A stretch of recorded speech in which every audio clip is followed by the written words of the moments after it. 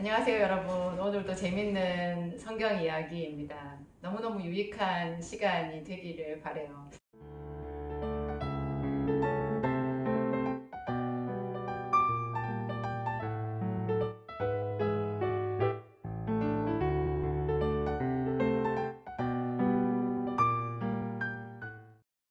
저도 이 말씀 준비하면서 너무 행복하거든요. 그동안 제가 받았던 은혜, 누렸던 그런 행복을 많은 분들과 함께 나눌 수 있어서 저도 너무너무 기쁩니다. 오늘 제가 준비한 말씀은 그 전에 별로 얘기한 적이 없는 구약 열왕기 하에 아주 주름 잡는 선지자로 나오는 엘리사에 관한 이야기예요. 엘리사는 엘리야의 제자였죠. 근데 이 엘리사를 어떤 관점에서 보냐면 여러분들 그 지혜의 왕으로 알려져 있는 솔로몬 있잖아요.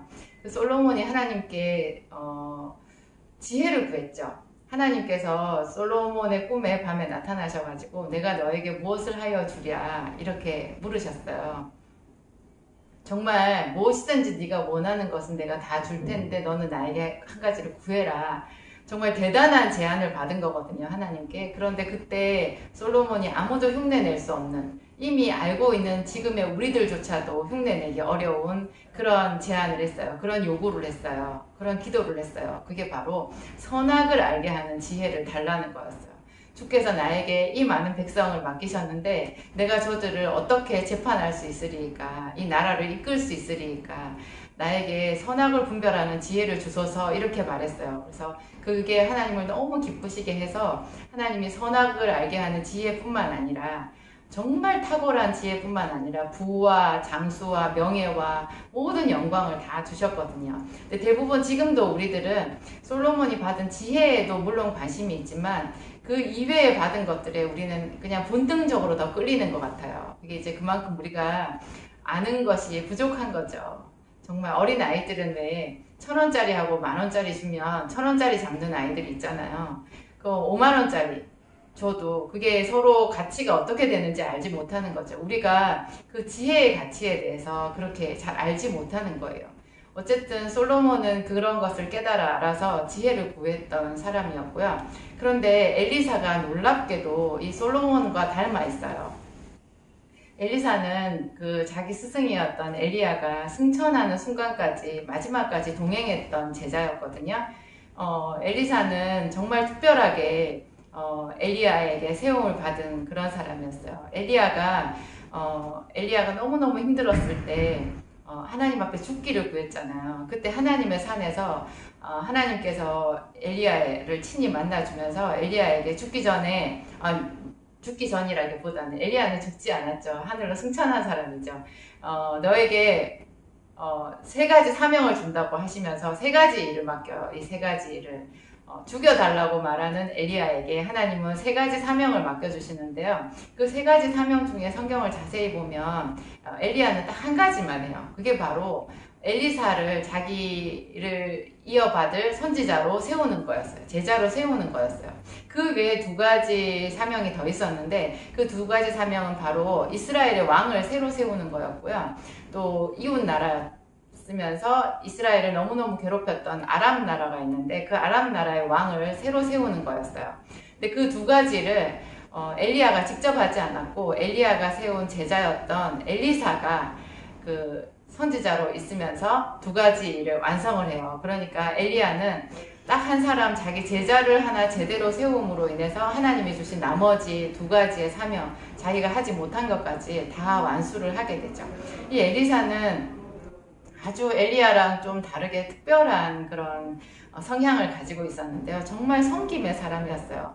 맨 처음에 엘리야를 따르게 됐을 때부터 자기가 농사를 짓고 있었잖아요. 그 소를 여러 마리를 끌고 농사를 짓고 있었는데 엘리야가 자기를 부르자마자 자기가 그 소를 경작하던 그 기구를 불태우고 또 소를 다 각을 떠서 잡아가지고 그걸로 제사를 지내고 또 잔치를 벌여서 그 동네 사람들을 다 먹게 하고 그 자리에서 그냥 엘리야를 따라 나선 그런 사람이었고요.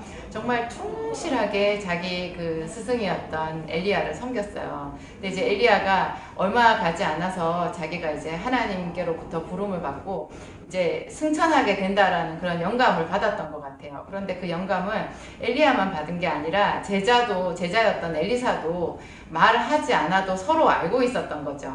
근데 이제 어느 날 엘리야가 엘리사한테 이렇게 말해요. 너는 여기 머물러라. 여호와께서 나를 베델로 보내시느니라. 맨 처음 출발지는 길갈이라는 곳이었어요. 그 길갈에서 엘리야가 엘리사한테 말하죠. 너는 여기 머물러라. 여호와께서 나를 베델로 보내시느니라. 베델에서도 또 그래요. 너는 여기 머물러라. 여호와께서 나를 여리고로 보내시느니라. 여리고에서 또 그래요. 엘리야가 너는 여기 머물라. 여호와께서 나를 요단으로 부르시느니라. 그런데 매번 여기 머물라 할 때마다 엘리사는 끝까지 이렇게 말해요. 여호와의 사심을 두고 맹세하노니 내가 당신을 떠나지 아니하리라. 그러면서 끝까지 따라붙어요. 어떤 분이 말씀하시더라고요. 길갈과 베델, 여리고, 요단 이 네 가지는 신앙의 네 단계를 말하는 거래요. 길갈은 수치가 굴러가다라는 뜻이기 때문에 구원만 받은 신앙을 얘기하는 거고요. 그러니까 죄 사함 받은 구원만 받은 상태를 말하고, 베델은 하나님의 집이라는 뜻이거든요. 좀 더 성전에 머무는 정도의 신앙 단계를 말하고요. 여리고는 전쟁해서 이겼던 곳이잖아요. 영적인 전쟁을 통해서 많은 탈취물을 이렇게 받아서 누리는 그런 전사 같은 성장한 그리스도인을 말하는 거고요. 요단은 마지막, 정말 마지막 끝까지 하나님과 동행하는, 그러니까 천국의 삶을 하나님과 동행하는 그 완전한 동행의 삶을 이야기하는 것이라고 하더라고요. 근데 매번 엘리사가 내가 당신을 떠나지 아니하리라. 여호와의 사심을 두고 맹세하노니 내가 당신을 떠나지 아니하리라. 참 신기해요.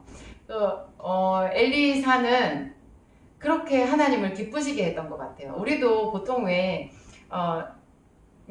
뭐 목사님이나 어떤 분이 여기 머물러라. 혹은 뭐 상황이 또 그렇게 되면 계속해서 앞으로 따라가고 또 새로운 도전을 하고 이런 것이 버겁잖아요. 그러니까 여기 머무는 것을 좋아할 수 있는데 엘리사는 끝까지 따라가거든요. 그것이 그만큼 엘리사가 하나님을 사모한 것이고 엘리야를 믿고 순종한 것이고 섬긴 것이고 이렇게 이해할 수 있는 것 같아요. 어떤 신앙적인 열심. 너무 열심히 마지막까지 엘리야에게 따라 붙으니까 엘리야에게 이렇게 말해요. 그러니까 엘리야가 엘리사에게 이렇게 말해요. 여호와께서 나를 취하시기 전에 내가 너를 위하여 무엇을 하여 줄까? 내게 구하라. 이렇게 말해요. 마치 솔로몬의 꿈에 하나님이 나타나셔서 내가 너에게 무엇을 줄까 물어봤던 거랑 너무 비슷하죠. 솔로몬은 선악을 아는 지혜를 구했는데요. 엘리사는 당신의 영감에 갑절을 구한다. 이렇게 말을 해요. 이것도 어떤 말로 해석을 해야 될지 참 우리한테 어떤 깊이를 요구하는 그런 구절이라고 할 수 있어요. 어떤 사람들은 그냥 강력한 어떤 기적을 창출하는, 기적을 연출해낼 수 있는 그런 신통력을 요구했다 이렇게 볼 수도 있는데요. 전혀 그렇지 않아요. 이것은 성령의 영감을 말하잖아요. 성령은 지혜의 영이거든요.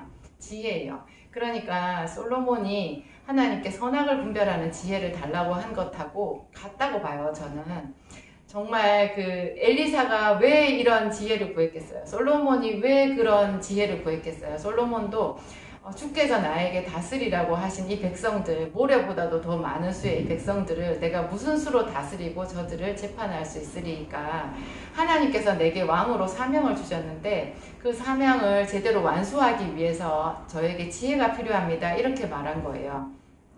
엘리사도 마찬가지로 자기가 이제 엘리야의 뒤를 이어서 북이스라엘을 지키고 하나님의 백성들을 이끌어야 되잖아요. 그렇게 하기 위해서 지혜의 영이신 성령의 영감을 구한 거예요.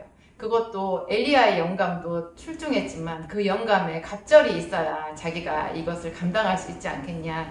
나는 당신보다 더 연약한 사람이라서 더 큰 하나님의 은혜가 필요합니다. 이렇게 말한 거예요.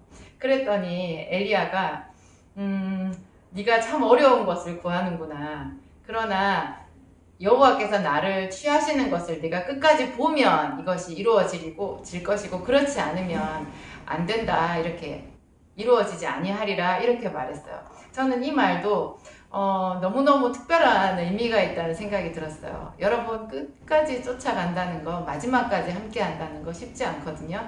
게다가 엘리야는 하나님께로부터 택함을 받아서 하늘로 승천할 것이 지금 이렇게 예정이 되어 있잖아요. 그것을 두 사람 다 내심으로 알고 있거든요. 이 두 사람뿐만 아니라 뒤에 보면 선지자의 생도들이 나오는데요.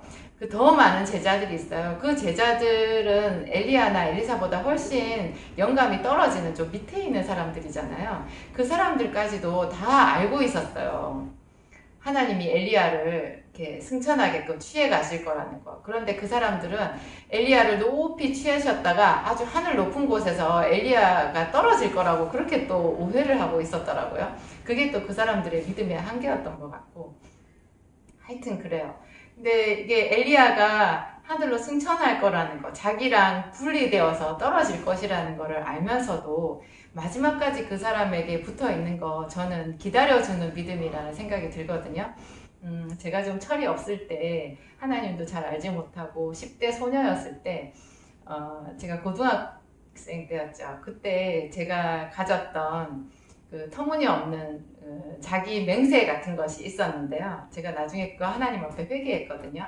그 맹세가 뭐였냐면 나는 이 다음에 결혼해서 남편이랑 같이 살다가 남편이 조금이라도 나를 싫어하는 눈치가 보이고 그럴 것 같으면 기다리지 말고 내가 먼저 이혼하자고 해야지, 이런 생각을 했었어요. 참 무섭지 않아요?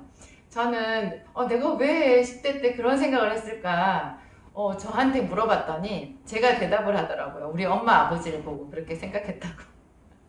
저희 엄마 아버지가 그럴 정도로 이렇게 화목하지를 않고 평안하지를 않았어요. 삶에 안정감이 없고 셀 수 없이 수십 번 이사를 다녔고 두 분도 그냥 같이 산 게 아니죠. 그냥 맨날 싸우고 그냥 사는 게 저희는 그 집안이 항상 유리조각 같았어요. 다 찌르고 부서지고 깨지고 발에 찔리고 그런 것 같이 그렇게 불안한 가정이 저희 집이었거든요. 그러니까 제 마음에 너무너무 그 거절 감정이 컸던 거예요. 제가 나중에 심리학을 공부해 보니까 그렇더라고요. 그 거절 감정이 무서운 거대요.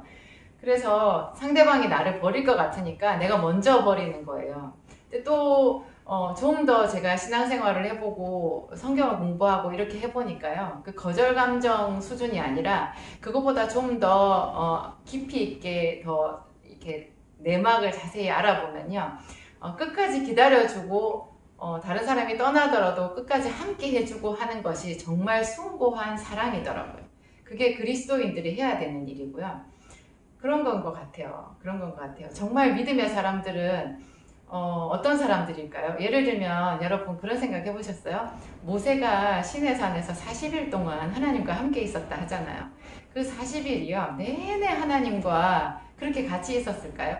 물론 그렇게 생각할 수도 있어요. 뭐 천상의 시간은 1시간인데 이 땅에 내려왔더니 뭐 한 40일이 지났더라 뭐 이렇게 해석할 수도 있어요. 그렇지만 저는 제가 지금까지 하나님 앞에 기도하고 많이 기다리고 하나님께 지혜를 구하고 제 나름대로 해왔던 것에 비춰봤을 때는요. 주로 그 40일의 시간 동안 모세가 그 어둠 속에서 하나님을 기다렸다라는 생각이 들더라고요. 나중에 하나님이 만나주셨겠죠. 불꽃 가운데서 말씀도 하셨겠죠. 그렇지만 엘리야도 하나님의 산에서 하나님이 바로 세미한 음성으로 말씀해 주신 거 아니고요. 그 앞에 불이 지나가고 뭐 바위가 쪼개지고 뭐 캄캄한 흑암이 지나가고 그런 것들이 지나간 뒤에 하나님께서 세미한 음성으로 말씀하셨거든요. 모세도 그렇게 많은 시간 그 하나님의 산에서 기다렸던 거예요. 그러니까 40일 중에서 제 생각에 한 30일 이상을 하나님을 기다리고 그 귀를 기울이고 이렇게 했던 시간이 그 사람을 만든 거죠. 그러니까 엘리사가 마지막까지 엘리야가 하나님께 승천되는 그 순간까지 그 사람하고 끝까지 내가 여호와의 사심을 가리켜 맹세하노니 당신을 떠나지 아니하리라 했던 그것이 믿음의 진수라는 생각이 들어요. 여러분들은 하나님 앞에 기도를 얼마 정도 할 수 있으세요? 한번 기도하면 1시간 정도는 하실 수 있으세요? 어떤 사람들은 그냥 식사 기도하고 잠자기 전에 잠깐 묵상하고 길 걸어가면서 기도한 것을 기도했다라고 얘기도 하시던데요. 물론 무시로 기도도 필요하죠. 그렇지만 하나님 앞에 시간을 정해놓고 최소한 30분 이상은 하나님께 귀를 기울이는 것, 내 소원도 아뢰어 드리지만 하나님의 말씀을 생각하면서 그분께 귀를 기울이는 그런 침묵의 시간 있잖아요. 내 간절한 소원이 내 속에서 더 차고 넘쳐나서 하나님께 올라가는 그 시간이 매일 하루에 30분 내지 1시간은 있어야 우리가 정말 영에 속한 사람이 될 거라는 그런 생각이 들었어요. 저는 오늘 그 엘리사가 이렇게 끝까지 하나님께 붙은 것, 그리고 그것이 그렇게 영감을 구한 것이 솔로몬이 지혜를 구한 것하고 비슷하다는 것, 이런 것 여러분 좀 새로운 시각이라고 볼 수 있죠. 여러분들도 이 코로나 시대에 정말 하나님 곁을 떠나지 말고 뭐 예배에 인원 제한이 있고 이래도 어떤 식으로든지 예배 없는 시간에라도 한 번 더 성전에 가고 한 번 더 하나님의 이름을 부르고 어떻게든지 제대로 된 예배를 드리기 위해서 발버둥 쳐보세요. 그것조차도 하나님께서 여러분의 믿음을 값으로 쳐주시고 큰 은혜로 갚아주실 거라고 생각합니다. 감사합니다.